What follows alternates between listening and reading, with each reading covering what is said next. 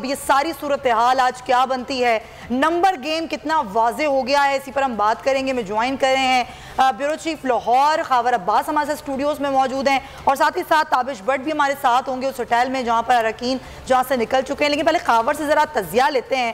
पूरी रात कल जो मुलाकातें रहीं, लोग बैठ गए बनाने के लिए खावर, और उसके बाद बड़ी नशिस्तें हुई। वो जो नशिस्तें हुई उनका कुछ फ़ायदा हुआ, कुछ हासिल वसूल हुआ, और अब क्या सूरत हाल है?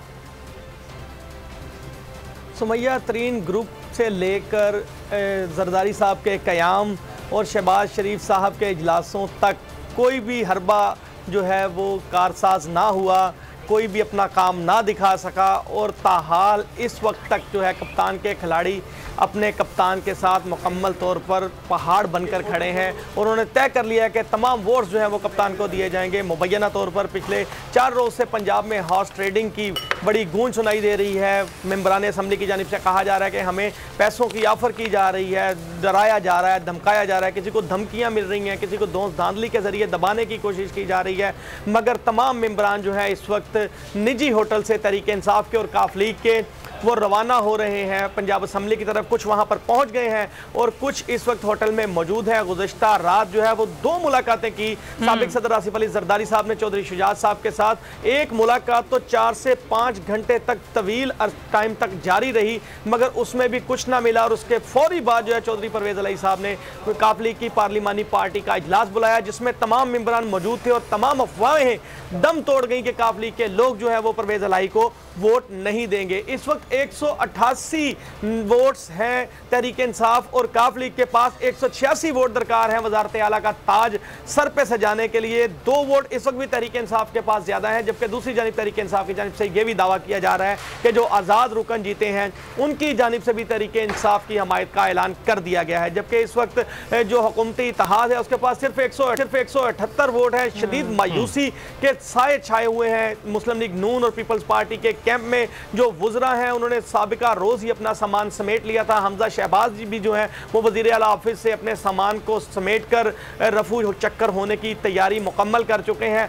आज के दिन के हवाले से जो मुस्लिम लीग नून है उन्होंने मनसूबा तैयार किया था कि किसी भी तरीके से कोई ऐसी दौस धांधली शोर शराबा असम्बली का माहौल ख़राब किया जाए जिसकी वजह से आज इंतखाब का दिन जो है उसको इल्तवा का शिकार किया जा सके, जिसकी खबर जो है वो बोलने अपने नाज़रीन को गुज़श्ता रोज़ 12 बजे खबर हमारे साथ रहिएगा। इस वक्त सीनियर तजयकार इफ्तिखार साहब ने हमें ज्वाइन किया है। इफ्तिखार अहमद साहब, बहुत शुक्रिया सर आपके वक्त का। सर, इक़्तिदार के लिए ज़ोर दोनों जानिब से लगा, इत्तेहादी भी मिले, मामलात भी हुए, जरदारी साहब का भी लाहौर में खासा तवील मुलाकातें रहीं, लेकिन उसके बाद जिसके पास नंबर्स गेम, आपको लग रहा है कि वही हुकूमत बनाने में आज कामयाब हो जाएगा, या फिर से कुछ और, जैसे कौमी असम्बली में कुछ और लगने जो होने जा रहा था हुआ कुछ और, तो आज तो सर ऐसा कुछ नहीं लग रहा? बुनियादी तौर पे मैं समझता हूँ कि जिसके पास भी नंबर गेम है उसी को चीफ मिनिस्टर पंजाब होना चाहिए, उसको कायदे ऐवान होना चाहिए। यही पार्लियामानी जमहूरियत की रिक्वायरमेंट है और यही डेमोक्रेसी की रिक्वायरमेंट है। अच्छा इफ्तिखार साहब, लेकिन उससे पहले हमने देखा कि बड़ी मंडी लगी, इल्ज़ामात दोनों तरफ से आयद किए गए, लेकिन पीटीआई ने कहा कि 50 से 60 करोड़ की ऑफर्स हमारे लोगों को दी गई। ये तक कहा गया कि आप बाहर जाएं, वहीं पर ही रहें और वहाँ पे हम आपको होटल करा देते हैं। ये सारी चीज़ें भी अपनी जगह हैं। रात भी हमने देखा बड़ी नशिस्तें रहीं और ये कहा गया कि कुछ हासिल वसूल नहीं हुआ। मुझे जो कुछ आपने कहा इससे कोई इल्म नहीं है इसका, और ना ही मेरे पास इसकी तफसील है और ना ही मेरे पास इसका कुछ सबूत है। सही। अच्छा इफ्तिखार साहब, एक चीज़ जो है, आज आप जैसे कह रहे हैं कि ज़्यादा जिनके पास वोट होंगे वो जीत जाएगा। अब जीतने में पीटीआई और उनके जीत नहीं जाएगा। देखें, मैंने कहा है कि जिसकी मेजॉरिटी हो उसका आईनी तौर पे हक बनता है, पार्लियामानी जमहूरियत के तौर पे हक है, बिल्कुल सही, कि वही कायदेवान हो और वही चीफ मिनिस्टर हो। अच्छा, लेकिन आगे सर, अगर जिनके पास है वो पीटीआई और काफ लीग का इत्तेहाद है, तो सर फिर उसके बाद मरकज़ में नून लीग, इधर ये इत्तेहादी हुकूमत और बाकी सूबों में, आप समझते हैं कि फिर मरकज़ में ये हुकूमत का कायम रहना कितना देर पा हो सकता है? और जो इलेक्शन की क्या वो वाकई अगले 3-6 माह में या इसी साल में, जिसे हम कहते हैं 2022, वो मुमकिनात में है? क्या आपको पाकिस्तान की तारीख का इल्म है? अगर इल्म है तो इससे पहले भी ऐसा हुआ है कि पंजाब में हुकूमत किसी और की थी, मरकज में हुकूमत किसी और की थी। ये पार्लिमानी जमहूरियत है और पार्लिमानी जमहूरियत में ऐसा होना मुमकिन है, कोई नई बात नहीं पाकिस्तान में हो रही। अच्छा, लेकिन इफ्तिखार साहब, अब ज़ाहिर है ये एक चीज़ थी कि पहले कभी इस तरह से बात होती नहीं थी, जिसमें लोटा क्रेसी कल्चर जिसके हवाले से बड़ा एक्सपोज हुआ। इससे पहले एक्सपोज नहीं हुआ। एक सेकंड, इससे पहले हो चुका है। मैं इसलिए कहता हूँ ना कि अगर हम तारीख पर नजर रखें तो हमें नजर आता है कि कैसे यहाँ पे छांगा मांगा हुआ, कैसे यहाँ पे मरी हुआ, कैसे vote of no confidence Benazir के खिलाफ आया, कैसे वो जो था वोट नो कॉन्फिडेंस का बेनजीर जीत गई। ये सारी चीजें तारीख का हिस्सा है, कोई अनहोनी नहीं हो रही। बिल्कुल नहीं सर, एक्सपोज उस तरीके से हुआ। अब मैं ये कह रही हूँ एक्सपोज पहले भी हुए लोग। मंजूर भुट्टो साहब की हुकूमत की जो आप सर वो भी इसी पंजाब में चंद वोटों के हिसाब से और वो होगा, लेकिन सर इलेक्शन के हवाले से जो है कि इमरान खान साहब कह रहे हैं कि इलेक्शन ही हल है, यानी कि आप समझते हैं कि इस वक्त पीटीआई और काफ लीग की हुकूमत अगर बन जाती है आज पंजाब में तो उसके बाद फिर वही मुतालबा होगा कि पंजाब की असम्बलियाँ या KPK की असम्बलियाँ तोड़ना और इलेक्शन के लिए दबाव बढ़ाना हुकूमत पर के आम इंतखाबात की जानिब जाया जाए?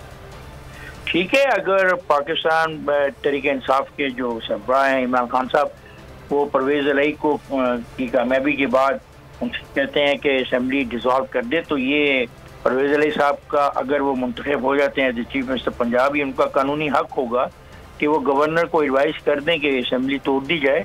तो इसमें भी कोई अनहोनी बात तो नहीं होगी। एक चीज़ जो कॉन्स्टिट्यूशनल हो और जिसका कॉन्स्टिट्यूशनल हक हो, एक फर्द के पास इस्तेमाल कर सकते हैं। तो सर पंजाब असम्बली के अगर ये हक उनका इस्तेमाल होता है तो आप समझते हैं कि मरकज़ में भी फिर इलेक्शन की जानिब जाया जा सकता है या आम इंतखाबात पूरे चारों सूबों में और कौमी असम्बली में? देखिए जी, हम सपोजिशंस पे बात नहीं करते। आज अगर चीफ मिनिस्टर परवेज़ इलाही बनते हैं और वो अपने लीडर का हुक्म मानते हैं, आज उनका लीडर तब्दील हो गया है, वो अपना शुजात साहब नहीं है, अब उनका लीडर अपना इमरान खान साहब होंगे। तो इमरान खान साहब उनको कहते हैं असेंबली डिसॉल्व कर दो, तो वो असेंबली डिसॉल्व कर सकते हैं। तो फिर अगला सवाल ये होगा कि इमरान खान साहब इसकी असेंबली तो डिसॉल्व करना चाहते हैं पंजाब की, तो ये क्या खैबर पख्तूनख्वा की भी असेंबली डिसॉल्व करने की ख्वाहिश का इजहार करेंगे? अभी तक ऐसी ख्वाहिश का इजहार कभी भी हमने ना सुना और ना हमारे इल्म में। बिल्कुल सही कह रहे हैं। फिर इसके बाद सिंध की असेंबली तो उनके कहने पर डिसॉल्व नहीं होगी। सिंध की असेंबली तो सिंध के चीफ मिनिस्टर साहब के कहने पर डिसॉल्व हो सकती है, और ऐसी सूरत-ए-हाल बलूचिस्तान की है। तो किस किस्म की सियासी फिजा पैदा करना चाहते हैं पाकिस्तान तहरीक इंसाफ के सरबराह, ये एक डिबेटेबल पॉइंट है। ये शुरू होगा जब इंतखाब आज हो जाएगा और उसके बाद जो मुंतखब होता है वो क्या फैसला करता है। अच्छा, आपका तज़िया क्या कहता है इफ्तिखार साहब कि एक पॉलिटिकल स्टेबिलिटी जो हम कई महीनों से देख रहे हैं, आज वज़ीर आला के इंतखाब के बाद हम उससे निकल आएंगे? बहुत मुश्किल नजर आता है मुझे। सब्सक्राइब करें और बेल दबाएं ताकि कोई खबर रह न जाए।